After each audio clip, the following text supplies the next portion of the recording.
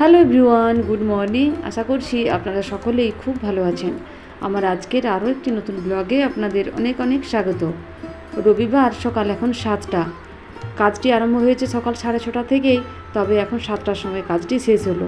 বাড়ির সামনে যে বড় নারকেল গাছটা আছে, সেই গাছটাতে অনেকগুলো ডাব ছিল। আস্তে আস্তে সেগুলো এবার নারকেলের দিকে চলে যাচ্ছে, তো সেই জন্য কয়েকটি ডাব পেড়ে নেওয়া হলো। কদিন থেকেই ভাবা হচ্ছিল যে নারকেল গাছটা থেকে কয়েকটা ডাব পাড়া হবে গরমে খাওয়ার জন্য, তো সেগুলোই আজকে পাড়া হলো। এত বড় গাছে উঠে ডাব পাড়াটাই ভীষণ সমস্যার ব্যাপার। ডাবই হোক বা নারকেলেই হোক, পাড়াটা খুবই সমস্যা হয়ে যায়। তো বেশিরভাগই আমরা নারকেল পেড়ে নিই, তবে এখন প্রচণ্ড গরম, তো সেই জন্য গরমে কয়েকটি ডাব গাছ থেকে পাড়া হলো খাওয়ার জন্য। আর সেই ডাবগুলি এখন রানায় ঘর ঢুকিয়ে নিচ্ছে। যে লোকরা নারকেল গাছ থেকে ডাব কেনে, তারা রাস্তা দিয়ে পেরিয়ে যাচ্ছিল, আর তাদেরকে ডেকেই ডাবগুলি পেড়ে নেওয়া হলো।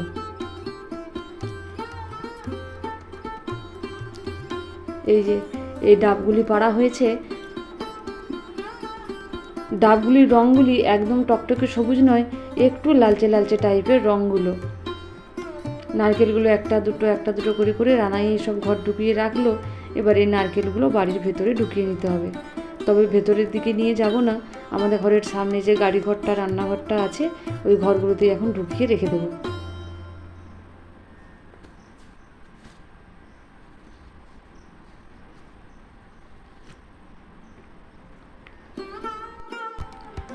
ডাবগুলো সবই ঘরে ঢোকানো হয়ে গেছে। এবার চলে এসেছি আমরা এইদিকের ঘরে। প্রচণ্ড গরম, তো সেই জন্য রানাইয়ের ঘামও হয়ে গেছে খুব। এখন একটু এসে হাওয়ায় খানিকক্ষণ বসলো, তারপরে এই যে নিজেই একটা ডাব কেটে নিয়ে এলো। যেখানে আমাদের নারকেল গাছটি আছে, সেইখানটাতে আগে অনেকগুলো নারকেলের গাছ ছিল। আমাদের বাইরের যে মেন দুয়ারটা আছে, সেই দরজাটা থেকে একদম রাস্তা পর্যন্ত দুই সাইডে নারকেল গাছ ছিল একদম সারিবদ্ধভাবে। তবে নারকেল গাছগুলো এখন অনেকটা করে বড় হয়ে গেছে, লোকের বাড়িতে পড়ে যাওয়ার ভয়ে এখন গাছগুলি কেটে দেওয়া হয়েছে। তবে ওই একটা এখনও অবধি আছে, তবে মনে হচ্ছে সেটা আবার বেশি দিন থাকবে না। ডাবগুলিতে দেখে মনে হচ্ছিল হয়তো বেশি জল থাকবে না, কিন্তু বেশ অনেকটা করেই জল আছে ডাবগুলোর ভেতরে। তবে হালকা একটা নারকেলের স্তর পড়ে গেছে। সকাল এখন 10:30। রানাই সকালবেলা এত ঘেমেছিল, ওই জন্য সকালবেলা গেঞ্জিটা চেঞ্জ করে নিয়েছিল। তারপর আমার একটা পার্সেল আসার ছিল, সেইটা আনতে এখন গিয়েছিল বাইরে। আমি আজকে সকালের দিকে নাইটি পরেছিলাম, সেই জন্য আর বাইরে গেলাম না, ওকেই বললাম নিয়ে আসতে। বাইরে যা রোদ আর যা গরম, তাতে করে বাইরে কাউকে বেরোতে বলতেই যেন কেমন লাগে। তবু কী আর করা যাবে, আমাদের যেহেতু একদম সামনেই, পার্সেলটা আনতে বেশি দূরে যেতে হয় না, তো সেই জন্য ওকেই নিয়ে আসতে বললাম। ছিল কয়েকটি ফুড কালার, সেটারই আজকে ডেলিভারিটা দিয়ে গেল। এখন বাজে 11টা। সকালের কাজকর্মগুলো সারতে আজকে অনেকটাই দেরি হয়ে গেছে। একেবারে স্নান করে নিলাম। সকালের কাজগুলো করার পর এত গরম দিচ্ছিল, স্নান না করে একেবারেই থাকা গেল না। স্নান করার পর আবার এক চিন্তা, স্নান করে রান্না করব কি করে। এক তো চুল খুলে রান্না করার ভয়, খাবারে চুল হয়ে যাবে, আবার এই গরমে চুল খুলে রাখলে ঘামও হবে খুব, গরমও দেবে।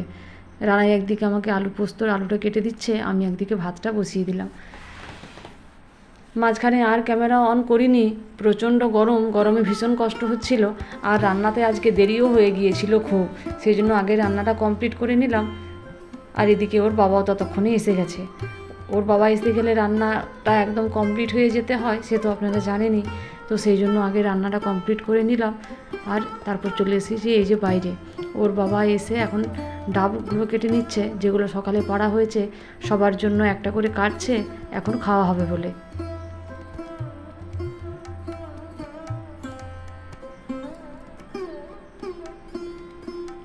সকালবেলা রানাই কেটেছিল একটা, ওর বাবা তো এসে বকছিল যে রানাইকে কেন কাটতে দিয়েছো, ও তো কাটারি দিয়ে হাত কাটতো।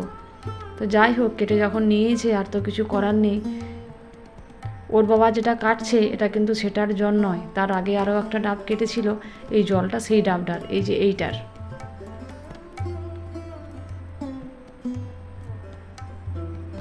লিপসা একটা ডাব নিয়ে দাঁড়িয়ে আছে আর রানাইটা এখন খেয়ে নিচ্ছে।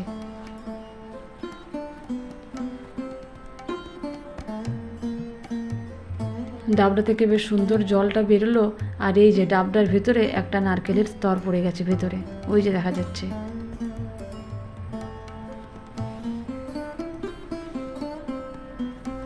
রানাইয়ের খাওয়া হয়ে গেল। এবার এই যে ডাবের জলটা খাওয়া হয়ে যাওয়ার পর ডাবটা দু আধখানা করে কেটে দেওয়া হচ্ছে নারকেলটা খাওয়ার জন্য। তবে ডাবের জলটা এখন খেলেও নারকেলটা এখন খাওয়া হবে না, কারণ ভাত খাওয়ার সময় হয়ে গেছে, নারকেলটা পরে খাওয়া হবে। রানাই বাইরে থেকে নারকেলগুলো নিয়ে এসে ধুয়ে নিচ্ছে পরিষ্কার করে, আর আমি এই যে একটা থালার মধ্যে জল দিয়ে তার মধ্যে একটা স্টিলের সেই বেড়িগুলো দিয়ে আর একটা হাঁড়ির মধ্যে নারকেলগুলো ভরে নিয়ে আর রেখে দিলাম, তা না হলে পিঁপড়েতে একদম ভর্তি হয়ে যাবে। তারপরে এই যে ঢাকা দিয়ে দিলাম। দুপুরবেলার খাওয়া দাওয়া এখন কমপ্লিট। একবার সকালবেলা আম গাছের তলা থেকে আমগুলো কুড়িয়েছিলাম, এবার এখন আর একবার আমগুলো কুড়াতে যাচ্ছি। এই গাছটার আমগুলো আমাদের সবার প্রথমেই পেকে যায়, বেশ সুন্দর ছোট ছোট আর একদম হলুদ টকটকে হয়ে আমগুলো পেকে যায়, সেগুলোই এখন কুড়িয়ে নিচ্ছি। তবে গাছ থেকে শুধু যে গোটা গোটা আম পড়ে তাই নয়, কিছু রিজেক্ট আমও পড়ে। এখন আপাতত ভালো আমগুলো কুড়িয়ে নিয়ে এলাম। এই যে আমগুলি কি সুন্দর দেখতে, আমগুলির চেহারাগুলি খুব সুন্দর, এর গায়ে একটিও দাগ ছোপ কিচ্ছু নেই। তবে মিষ্টিটা একদম 100% হয় না, একটু অম্লমধুর স্বাদের হয়, হালকা একটু টক ভাব থাকে আর কিছুটা মিষ্টি থাকে। তবে মরশুমের একদম প্রথমেই পেকে যায় তো, সেই জন্য প্রথমের দিকে এই আমগুলো খেতে বেশ ভালোই লাগে। এক গাছ আম ধরেছে, একটা দুটো করে পড়তে পড়তে এগুলো মনে হচ্ছে বেশ অনেক দিনই কেটে যাবে। আম গাছ থেকে শুধু যে ভালো আম পড়ে তাই নয়, কিছু খারাপ আমও পড়ে।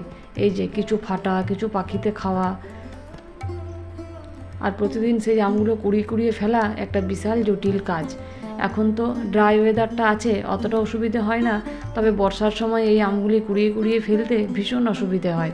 এক তো গাছ থেকে কিছু ফাটা আম পড়ে, কিছু আম পাখিতে খাওয়া পড়ে, কিছু হাফ খাওয়া, কিছু ফুল খাওয়া, এরকম করে অনেকগুলো করে আম পড়ে প্রতিদিন। আর বর্ষার সময় সেই আমগুলোতে যেরকম মাছি বসে আর সেরকম পোকা হয়ে যায়, তখন এগুলো ফেলতে ভীষণ অসুবিধে হয়।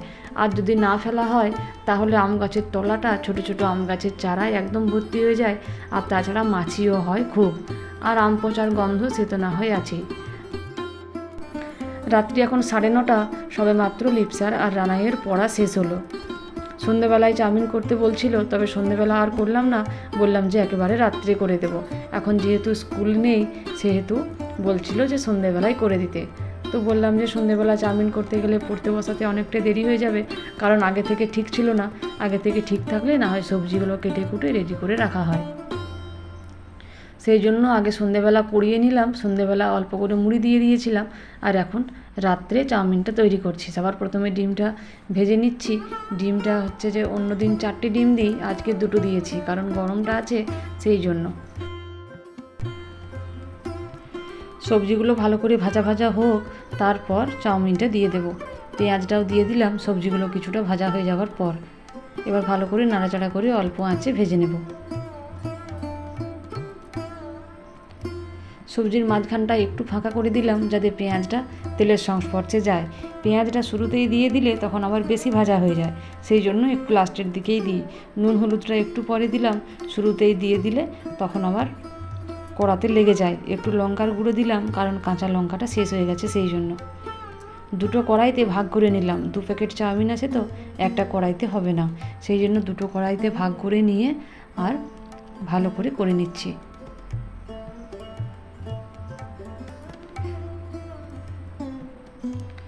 চাউমিন কমপ্লিট হয়ে গেছে, দুটো কড়াইতে নিয়ে পরে ভালো করে ভাজা ভাজা করে নিয়েছি। এবার এই যে একটা থালার মধ্যে সার্ভ করে দিয়েছি। শসা কুচি, পেঁয়াজ কুচি, সস, বিট নুন সব কিছু দিয়ে ভালো করে এখন ওদের খাবারটা দিয়ে দিচ্ছি। ওর বাবার আসতে এখন দেরি আছে, লিপসা রানাইয়ের এখন খাওয়া হয়ে যাক, আমরা তখন পরে গরম করে খেয়ে নেব। ভিডিওটা আজকের মতো এখানেই শেষ করছি, দেখা হবে খুব শীঘ্রই পরের একটা